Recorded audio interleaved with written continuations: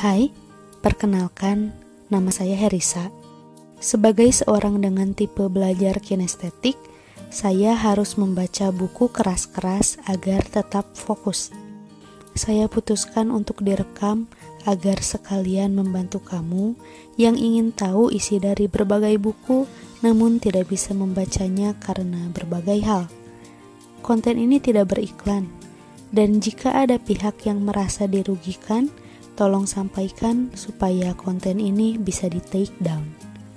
Terima kasih, selamat menikmati pengetahuan.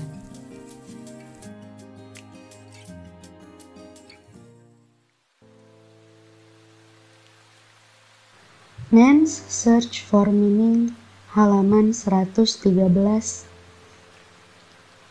Dengan kata lain, makna hidup berbeda untuk setiap manusia dan berbeda pula dari waktu ke waktu. Karena itu, kita tidak bisa merumuskan makna hidup secara umum. Pertanyaan-pertanyaan tentang makna hidup tidak dapat dijawab dengan pernyataan universal. Hidup bukan sesuatu yang samar, melainkan sesuatu yang sangat nyata dan konkret.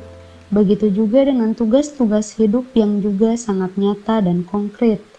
Semua itu membentuk takdir manusia yang berbeda dan unik untuk setiap individu.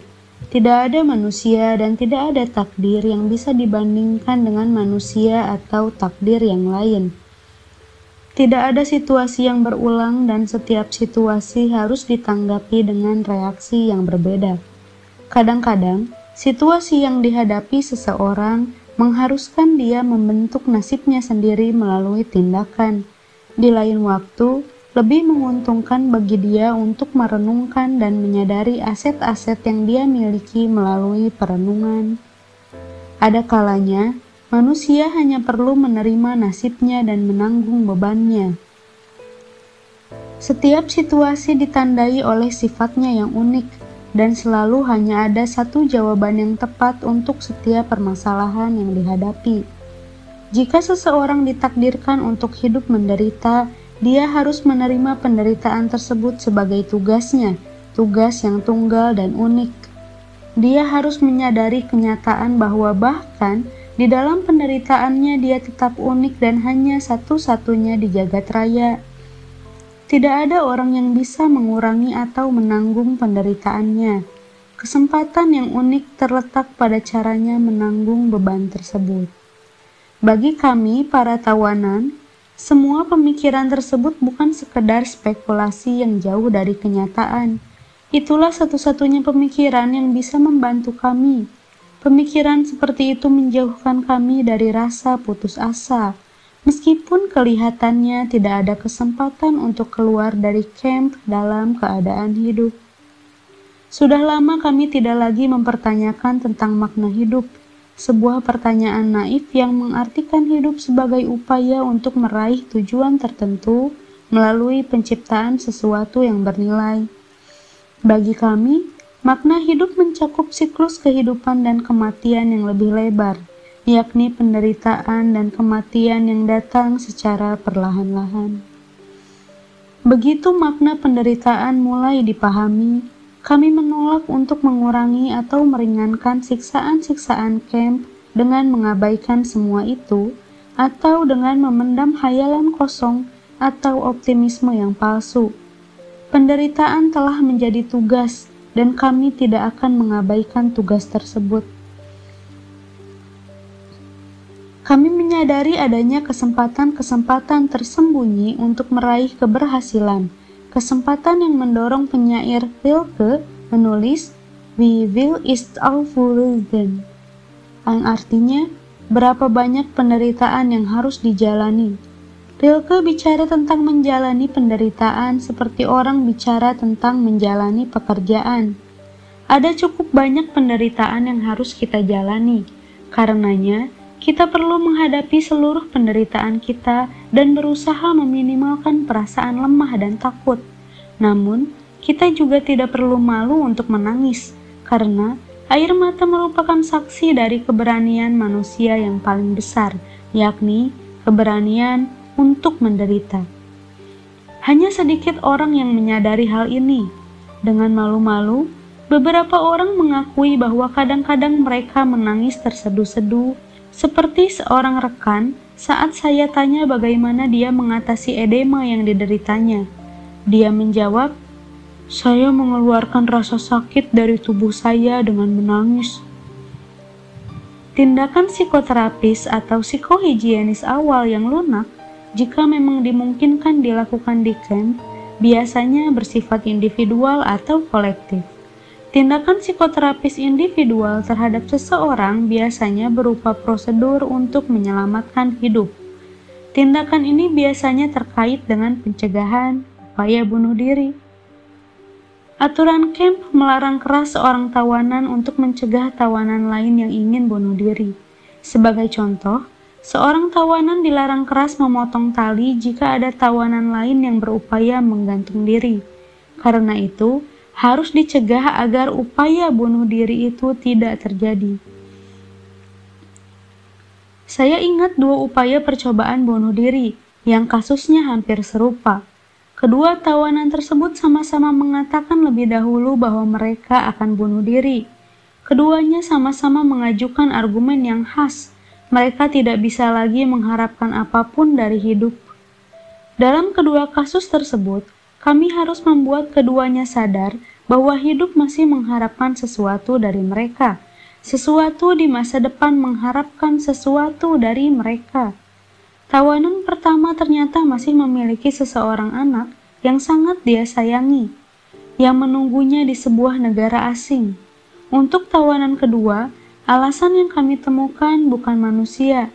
Pria ini seorang ilmuwan yang telah menulis beberapa buku yang masih harus diselesaikan. Pekerjaan itu tidak bisa dilanjutkan oleh orang lain, seperti juga kasih sayang tawanan pertama kepada anaknya yang tidak bisa digantikan oleh siapapun. Keunikan dan kekhasan yang mencirikan setiap manusia dan memberi makna bagi hidupnya tidak hanya tercermin dalam rasa cintanya terhadap manusia lain, tetapi juga dalam karya-karya kreatifnya. Jika kemustahilan untuk menggantikan dirinya disadari, maka akan muncul tanggung jawab dari orang tersebut terhadap hidupnya dan kelangsungan hidupnya. Seorang manusia yang menyadari tanggung jawabnya terhadap manusia lain yang menunggunya dengan kasih sayang, atau tanggung jawabnya terhadap pekerjaan yang belum selesai, tidak akan pernah bisa mengabaikan hidupnya. Dia tahu mengapa ia hidup, dan akan mampu menghadapi bagaimana dalam bentuk apapun. Kesempatan untuk melaksanakan psikoterapi kolektif di dalam camp tentunya sangat terbatas. Perbuatan yang tepat lebih efektif daripada kata-kata. Seorang tawanan senior yang tidak berpihak pada penguasa, melalui sikapnya yang adil dan mendukung, membawa dampak moral yang 1000 kali lebih besar terhadap para tawanan yang ada di bawah kekuasaannya. Tindakan langsung selalu lebih efektif daripada kata-kata, tetapi ada saatnya kata-kata bisa juga efektif jika ada kesiapan mental untuk mendengarkan yang diperkuat oleh kondisi luar. Saya ingat sebuah kejadian yang memberi saya kesempatan untuk melakukan tindakan psikoterapi kolektif terhadap rekan-rekan tawanan yang tinggal satu gubuk dengan saya, karena meningkatnya kebutuhan untuk mendengarkan akibat sebuah situasi khusus. Hari itu merupakan hari yang buruk. Saat apel pagi, diumumkan tentang bentuk-bentuk tindakan yang mulai saat itu dianggap sebagai sabotase dan pelakunya bisa dijatuhi hukuman gantung. Salah satu bentuk tindakan sabotase tersebut misalnya, memotong sebagian selimut tua kami, biasanya untuk membebat pergelangan kaki, dan beberapa bentuk pencurian kecil yang lain. Beberapa hari sebelumnya, seorang tawanan yang setengah kelaparan mendobrak gudang penyimpanan kentang dan mencuri beberapa kilo kentang. Pencurian itu diketahui dan para tawanan pun tahu siapa malingnya. Ketika penguasa camp mendengar tentang kejadian itu, mereka memerintahkan agar orang yang bersalah diserahkan atau seluruh penghuni camp tidak akan mendapat jatah makanan selama 1 hari. Tentu saja, ke-2.500 tawanan lebih memilih untuk berpuasa. Malam harinya, dalam keadaan berpuasa, Kami terbaring di gubuk kami yang terbuat dari tanah dengan perasaan sangat tertekan. Hanya sedikit tawanan yang berbicara, dan setiap ucapan terdengar mengesalkan. Keadaan menjadi bertambah buruk ketika lampu padam. Kemarahan kami mencapai titik yang paling rendah. Untunglah tawanan senior di gubuk kami adalah pria yang bijak. Dia mengajak kami membahas semua masalah yang kami pikirkan saat itu. Dia bicara tentang rekan-rekan tawanan yang meninggal selama beberapa hari terakhir, baik karena sakit maupun karena bunuh diri. Namun dia juga menyinggung tentang kemungkinan alasan sebenarnya di balik kematian mereka, yaitu hilangnya harapan.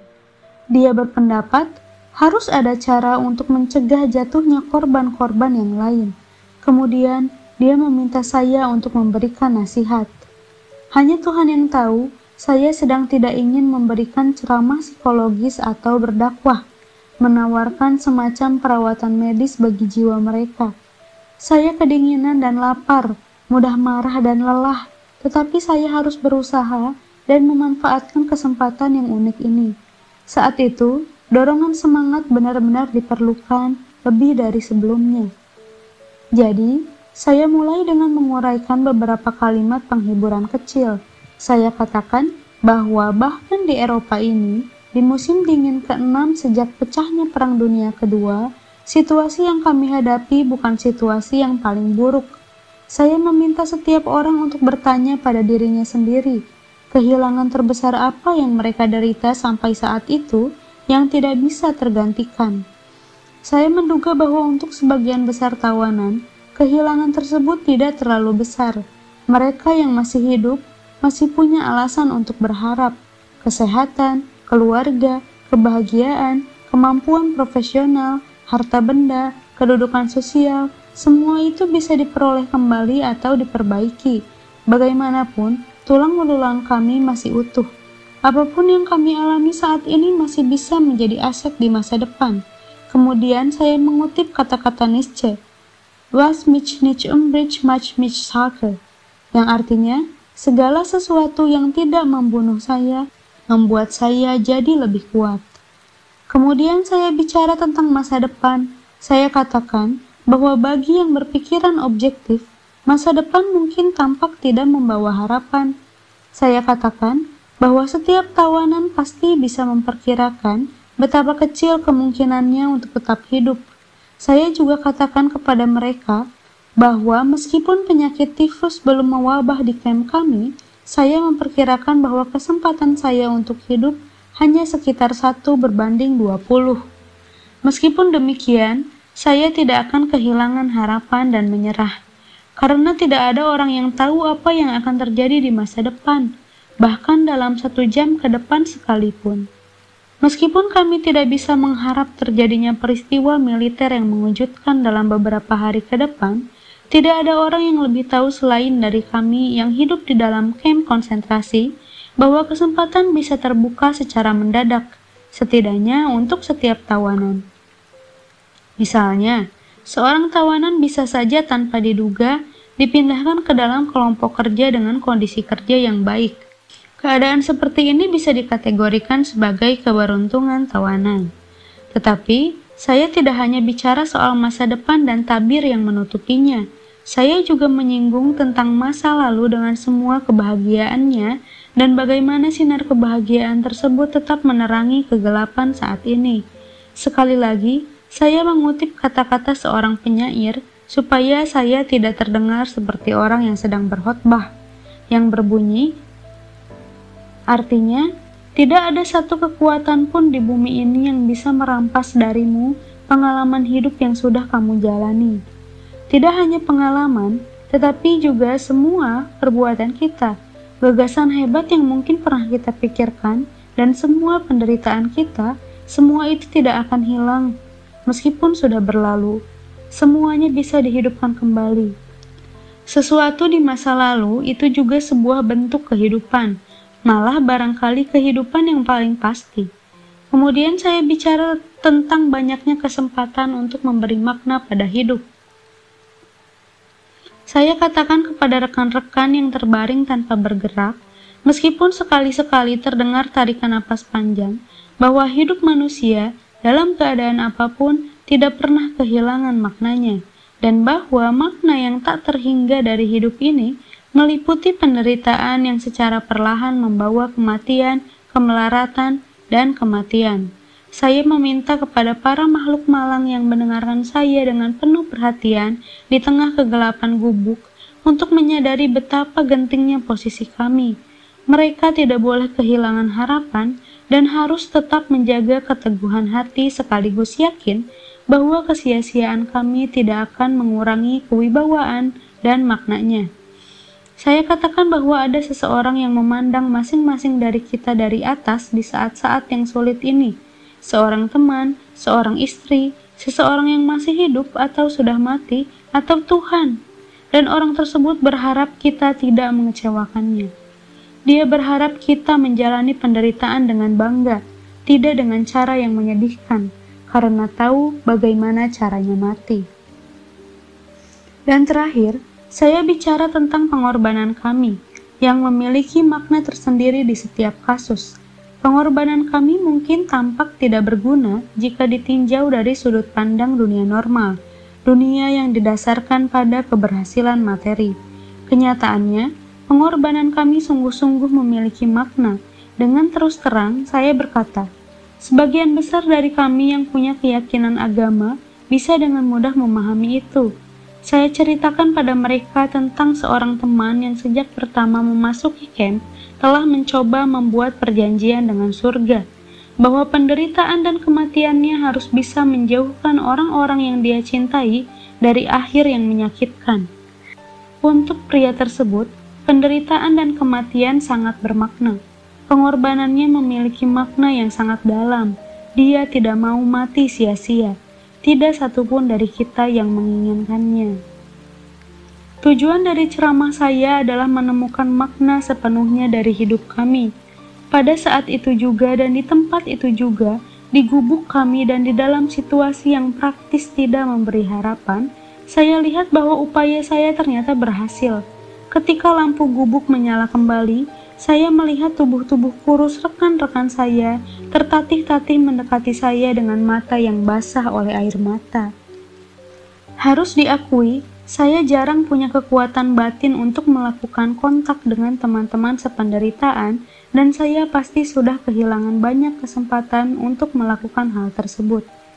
Sekarang kita tiba pada tahap ketiga dari reaksi mental seorang tawanan, yaitu kondisi psikologis tawanan tersebut setelah dibebaskan. Sebelum membahas hal tersebut, pertama-tama kita akan membahas pertanyaan yang paling sering diajukan seorang psikolog, terutama jika dia sendiri mengalami langsung semua peristiwa tersebut.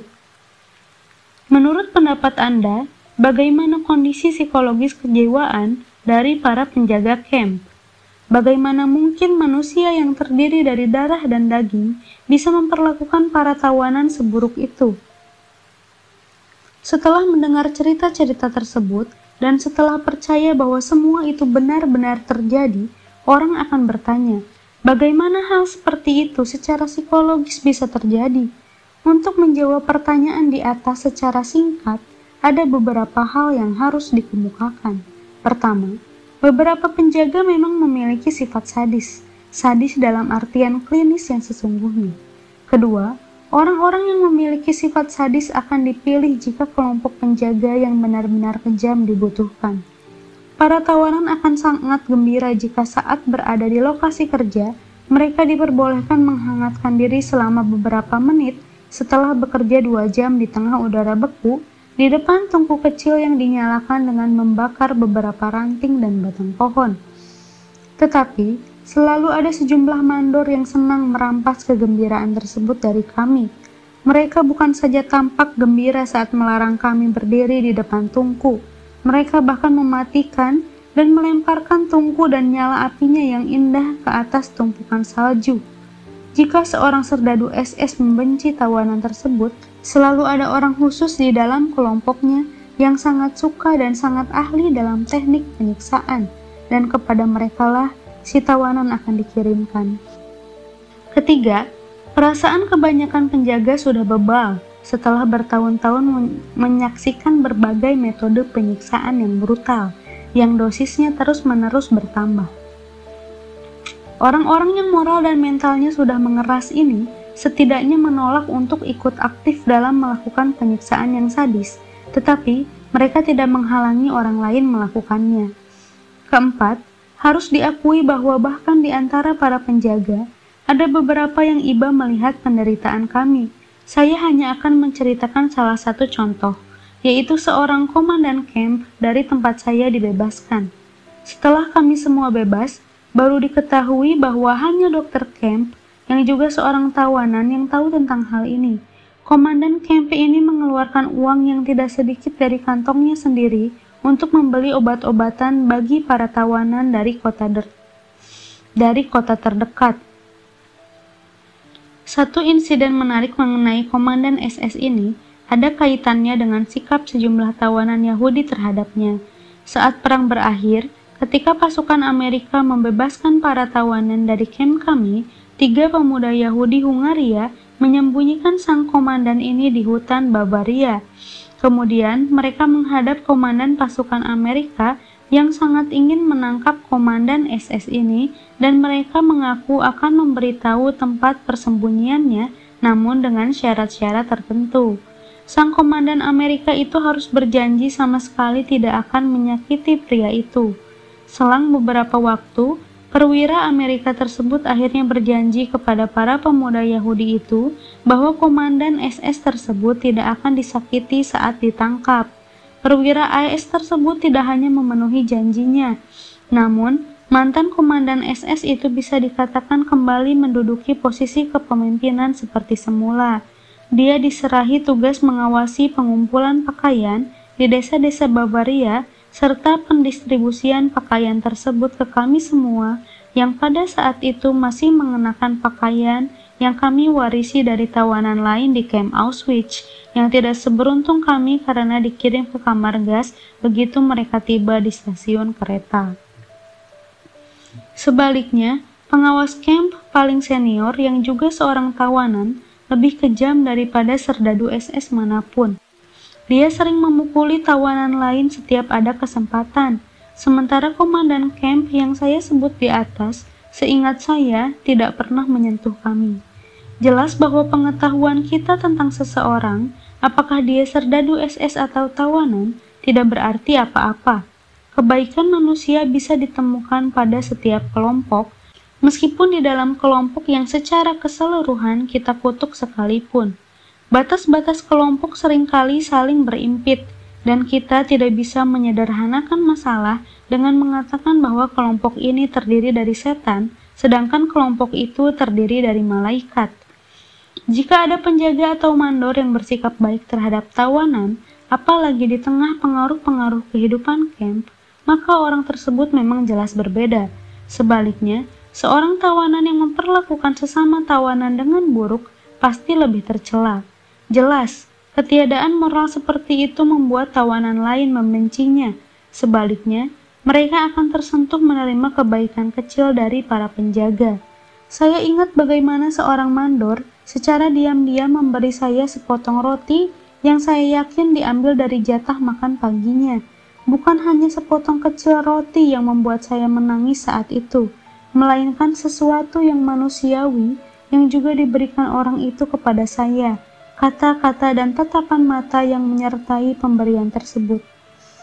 Dari semua cerita tersebut, kita bisa menarik pelajaran bahwa hanya ada 2 ras manusia di dunia ini, yaitu ras baik dan ras buruk. Kedua ras ini bisa ditemukan dimanapun. Mereka ada dalam setiap kelompok masyarakat. Tidak ada kelompok yang hanya terdiri dari satu ras, yang baik atau yang buruk saja. Dengan begitu, tidak ada kelompok murni satu ras. Itu sebabnya, kadang-kadang kita menemukan penjaga yang baik hati di antara para penjaga camp lainnya. Kehidupan di camp konsentrasi merobek jiwa manusia dan membuka ke dalam isi hatinya. Apakah mengherankan jika jauh di dalam lubuk hati manusia, kita menemukan berbagai kualitas manusia yang merupakan perpaduan antara baik dan jahat? celah yang memisahkan baik dari jahat yang ada dalam setiap manusia menembus sampai kedalaman batin yang paling dalam, dan meskipun celah tersebut terkubur dalam sebuah ngarai yang sangat dalam, kehidupan kamp konsentrasi akan menguaknya dan memunculkannya. Dan sekarang kita menuju babak terakhir dalam psikologi kamp konsentrasi, psikologi para tawanan yang telah dibebaskan. Dalam menggambarkan pengalaman di saat-saat pembebasan yang pastinya bersifat pribadi, kita kembali ke suasana pagi hari saat bendera putih dikibarkan di atas pintu gerbang kamp. Berhari-hari sebelumnya, para tawanan terus-menerus dilanda ketegangan tinggi. Ketegangan batin ini segera disusul oleh perasaan yang benar-benar santai. Tetapi tidak benar juga jika orang berpikir bahwa kami langsung dilanda sukacita. Kalau begitu, apa yang terjadi pada saat itu? Dengan langkah-langkah berat, kami para tawanan menyeret tubuh kami menuju pintu gerbang kamp. Dengan takut-takut kami melihat berkeliling dan saling menatap penuh tanda tanya. Kemudian kami mencoba berjalan beberapa langkah keluar dari kamp. Kali ini tidak ada perintah yang diteriakkan ke arah kami. Kami juga tidak perlu membungkuk cepat untuk menghindari pukulan atau tendangan. Tidak. Kali ini para penjaga malah menawari kami rokok. Awalnya kami hampir-hampir tidak mengenali mereka. Mereka telah buru-buru berganti pakaian dengan pakaian sipil. Perlahan-lahan, kami berjalan menyusuri jalan keluar dari kamp. Sebentar saja kaki kami terasa sakit dan siap untuk menekuk. Tetapi kami terus saja berjalan tertatih-tatih. Kami ingin melihat keadaan seputar kamp untuk pertama kalinya melalui mata seorang manusia bebas. Kebebasan. Kami mengulang-ulang kata itu dalam hati, tetapi kami masih belum sepenuhnya mengerti. Kami sudah terlalu sering mengucapkannya selama bertahun-tahun saat kami memimpikannya, sehingga kata itu menjadi kehilangan maknanya. Realitasnya tidak mampu menembus kesadaran kami. Kami tidak bisa memahami fakta bahwa kebebasan sudah menjadi milik kami. Kami sampai ke tengah padang yang ditumbuhi bunga-bungaan. Kami melihat dan menyadari adanya bunga-bunga di tempat itu, tetapi kami tidak merasakan apapun tentang bunga-bunga itu. Percikan rasa gembira baru muncul ketika kami melihat seekor ayam jantan dengan bulunya yang berwarna-warni. Itu pun masih dalam bentuk percikan. Kami belum menjadi bagian dari dunia ini. Malam harinya, ketika kami bertemu kembali di gubuk kami, seorang tawanan bertanya diam-diam kepada tawanan yang lain. "Katakan, apakah kamu gembira hari ini?" Yang ditanya dengan perasaan malu karena dia tidak sadar bahwa kami semua merasakan hal yang sama, menjawab, "Sebenarnya tidak." Kami benar-benar kehilangan kemampuan untuk merasa gembira dan harus mempelajarinya kembali secara perlahan. Secara psikologis, apa yang terjadi pada tawanan yang baru dibebaskan lazim disebut depersonalisasi. Semua tampak tidak nyata, tidak mungkin, seperti dalam mimpi. Kami tidak percaya semua itu nyata. Betapa seringnya kami selama beberapa tahun terakhir dibohongi oleh mimpi-mimpi. Kami bermimpi bahwa hari pembebasan telah tiba, bahwa kami telah dibebaskan, kembali ke rumah, menyalami teman-teman, memeluk istri kami, duduk di depan meja, dan mulai menceritakan semua pengalaman kami, bahkan mengenai bagaimana kami sering membayangkan hari pembebasan itu sendiri di dalam mimpi-mimpi kami. Dan tiba-tiba saja, suara peluit merasuk telinga kami, tanda bahwa kami harus bangun dan impian-impian kami tentang kebebasan pun berakhir. Dan sekarang mimpi itu telah menjadi kenyataan. Tapi bisakah semua ini kami percayai? Hambatan tubuh lebih sedikit daripada hambatan pikiran. Sejak detik pertama, tubuh memanfaatkan kebebasan tersebut dengan baik. Dia mulai makan dengan rakus selama berjam-jam, berhari-hari, bahkan pada tengah malam. Sangat menakjubkan betapa banyak jumlah makanan yang bisa dikonsumsi seseorang. Dan ketika salah seorang tawanan diundang oleh seorang petani baik hati yang tinggal di sekitar camp, dia akan makan, terus makan, dan kemudian minum kopi yang membuat lidahnya melemas, dan dia pun mulai bicara, kadang-kadang selama berjam-jam. Beban yang ada dalam pikirannya selama bertahun-tahun akhirnya terlepas. Orang yang mendengarkan dia berbicara pasti mengira bahwa dia harus bicara, bahwa keinginannya untuk bicara tidak dapat ditolaknya. Saya kenal beberapa orang yang mengalami tekanan dalam waktu pendek. Misalnya saat dia diperiksa oleh anggota Gestapo, serdadu rahasia Nazi Jerman. Orang-orang itu memperlihatkan reaksi serupa. Setelah beberapa hari berlalu, bukan hanya lidah yang berbebas, tapi juga sesuatu di dalam dirinya yang ikut menerobos keluar. Tiba-tiba saja perasaannya mendobrak belenggu-belenggu asing yang selama ini memenjarakannya. Suatu hari, beberapa hari setelah pembebasan, saya berjalan menyusuri desa, menelusuri padang rumput yang penuh ditumbuhi bunga-bunga, bermil-mil menuju kota pasar yang dekat dengan camp. Beberapa ekor burung terbang ke angkasa, dan saya bisa mendengar kicauan mereka yang gembira. Sejauh beberapa mil, tidak ada satu orang pun yang tampak. Tidak ada apapun kecuali bumi dan langit yang terhampar dan suara kicau burung yang riang serta ruang yang bebas. Saya berhenti, menatap ke sekeliling saya, kemudian menengadah ke angkasa, dan akhirnya saya berlutut. Saat itu hanya sedikit yang saya ketahui tentang diri saya, maupun tentang dunia. Hanya ada satu kalimat yang terbersit dalam pikiran saya, kalimat yang selalu sama. Saya memanggil Tuhan dari penjara saya yang sempit, dan Dia menjawab saya di kebebasan ruang. Saya tidak ingat berapa lama saya berlutut di sana dan mengulang-ulang kalimat tersebut, tetapi saya tahu bahwa sejak hari itu, pada jam itu, saya memulai sebuah kehidupan yang baru. Saya maju selangkah demi selangkah sampai saya menjadi manusia kembali. Jalan keluar dari tekanan mental akut yang melanda tawanan selama hari-hari terakhir di camp, sejak terjadinya pertempuran urat syaraf sampai munculnya kedamaian mental, jelas tidak bebas dari hambatan. Salah jika orang berpikir bahwa seorang tawanan yang baru dibebaskan tidak lagi membutuhkan perawatan spiritual. Harus diperhitungkan bahwa orang yang hidup di bawah tekanan mental yang sangat besar untuk jangka waktu panjang pasti akan menghadapi bahaya sesaat setelah dia dibebaskan, terutama karena tekanan tersebut dilepaskan secara mendadak. Bahaya tersebut dalam kaitannya dengan kesehatan psikologis merupakan mitra psikologis dari kegilaan, seperti bahaya yang mengancam kesehatan fisik seorang penyelam bawah laut jika dia meninggalkan lokasi penyelamannya secara mendadak, tempat dengan tekanan air sangat besar. Seseorang yang secara tiba-tiba dibebaskan dari tekanan mental dapat menderita kerusakan pada kesehatan moral dan spiritualnya. Selama fase psikologis tersebut, akan tampak bahwa orang yang sifatnya berjenis lebih primitif tidak mampu melepaskan diri dari pengaruh kebrutalan yang menyelimuti mereka selama hidup di camp.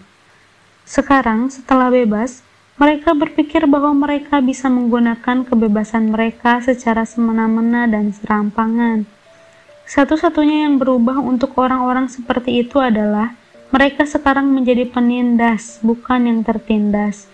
Mereka menjadi penggerak, bukan objek, dari kekuatan dan ketidakadilan. Mereka mencari pembenaran atas tingkah laku mereka berdasarkan pengalaman yang mengerikan. Tingkah laku ini seringkali muncul dalam tindakan-tindakan yang sangat sepele. Seorang teman dan saya suatu hari sedang berjalan melintasi sebuah lapangan ke arah camp. Secara mendadak, kami tiba di sebuah ladang yang ditumbuhi tanaman benih yang baru saja tumbuh. Secara otomatis saya menghindari ladang tersebut. Tetapi si teman menarik saya dengan tangannya dan menyeret saya untuk berjalan melintasi ladang tersebut. Saya menggumamkan protes bahwa kami tidak boleh menginjak tanaman yang masih muda tersebut. Dia menjadi kesal dan menatap saya dengan pandangan marah, kemudian berteriak, Jangan katakan itu. Tidak cukupkah apa yang sudah dirampas dari kita? Istri dan anak saya mati di kamar gas. Belum lagi hal-hal yang lain. Dan sekarang Anda melarang saya menginjak beberapa tangkai gandum. Hanya dengan kesabaranlah orang-orang seperti itu bisa dibimbing kembali untuk menyadari kebenaran yang sederhana, bahwa tidak ada orang yang berhak bertindak semena-mena, meskipun dirinya telah diperlakukan dengan semena-mena. Kami harus berjuang untuk membuat mereka menyadari kebenaran tersebut. Jika tidak, akhirnya akan lebih buruk dari hancurnya beberapa ribu tangkai gandum. Saya masih ingat seorang tawanan yang mengacungkan tangan kanannya di depan muka saya sambil berkata, "Biarlah tangan ini dipotong jika saya tidak melumurinya dengan darah saat saya tiba di rumah." Saya ingin menegaskan bahwa orang yang mengucapkan sumpah tersebut bukan orang yang jahat. Dia teman terbaik saya di camp dan sesudahnya. Selain penurunan moral akibat terlepasnya beban mental secara mendadak, ada dua hal penting yang bisa merusak karakter para tawanan yang dibebaskan. Kepahitan dan kekecewaan saat dia kembali ke kehidupan lamanya. Kepahitan saat dia kembali ke kampung halamannya muncul karena beberapa alasan. Jika saat si tawanan kembali ke kampung halamannya, dia hanya disambut dengan angkatan bahu dan kalimat basa-basi, si tawanan cenderung merasa getir dan mulai bertanya-tanya pada dirinya sendiri, apa guna semua kepahitan tersebut? Saat dia mendengar kalimat serupa diucapkan di mana-mana, kami tidak tahu tentang semua itu, dan kami juga menderita. Maka dia akan bertanya pada dirinya sendiri, apakah orang-orang tersebut tidak bisa mengatakan hal yang lebih baik kepada saya? Perasaan kecewa muncul dalam bentuk yang berbeda. Dalam hal ini, bukan manusia yang sikap pura-puranya dan ketumpulan perasaannya begitu menyebalkan, sehingga membuat si tawanan merasa seakan-akan dia ingin masuk ke dalam sebuah lubang, dan tidak ingin mendengar atau melihat manusia lagi. Tetapi nasiblah yang tampaknya sangat kejam. Si tawanan yang selama bertahun-tahun berpikir bahwa dia telah mencapai titik tertinggi dari penderitaan, sekarang mendapati bahwa penderitaan tidak memiliki batas, bahwa dia masih bisa lebih menderita lagi, penderitaan yang lebih dalam. Saat kita membahas upaya untuk menumbuhkan keberanian mental para tawanan, sudah diuraikan bahwa hal pertama yang harus dilakukan adalah menunjukkan kepada mereka sebuah tujuan di masa depan. Mereka harus diingatkan bahwa hidup masih mengharapkan sesuatu dari mereka, bahwa ada manusia lain yang menunggu kepulangan mereka. Tetapi, apa yang terjadi setelah pembebasan? Banyak tawanan mendapati bahwa ternyata tidak ada orang yang menunggu mereka. Betapa malang tawanan yang kehilangan orang yang selalu diingatnya, ingatan yang memberinya kekuatan selama di camp. Betapa malang tawanan yang akhirnya bisa mewujudkan mimpinya dan mendapati bahwa kenyataan sangat berbeda dari impiannya. Barangkali dia turun dari kereta api, melanjutkan perjalanan ke rumah yang selama bertahun-tahun selalu terbayang dalam ingatannya. Benar-benar hanya dalam ingatannya. Saat dia menekan bel seperti yang dia mimpikan ribuan kali, dia mendapati bahwa orang yang seharusnya membukakan pintu tidak ada di sana dan tidak akan pernah lagi ada di sana. Para tawanan kerap berbicara kepada sesama tawanan lain bahwa tidak ada kebahagiaan di bumi ini yang bisa mengimbangi semua penderitaan kami. Kami tidak mengharapkan kebahagiaan, bukan itu yang memberi kami keberanian dan memberi makna terhadap penderitaan, pengorbanan, dan kematian kami. Tetapi kami juga tidak siap menghadapi ketidakbahagiaan. Kekecewaan seperti ini, yang menunggu banyak tawanan, merupakan pengalaman yang sangat sulit diatasi oleh mereka dan juga oleh seorang psikiater yang ingin membantu mereka mengatasinya. Tetapi hal ini tidak boleh membuat mereka putus asa. Sebaliknya, ini seyogianya menjadi semacam pendorong tambahan. Namun, untuk setiap tawanan yang dibebaskan, Akan tiba masanya dia bisa mengenang kembali pengalamannya di kamp konsentrasi tanpa mampu memahami bagaimana dia bisa mengatasi semua itu.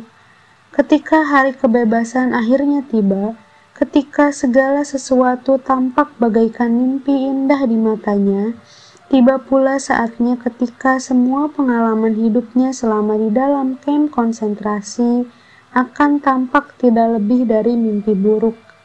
Pengalaman puncak dari semuanya untuk orang-orang yang kembali ke rumah adalah munculnya perasaan indah bahwa setelah semua penderitaan yang dia jalani, tidak ada lagi yang perlu dia takutkan kecuali Tuhannya.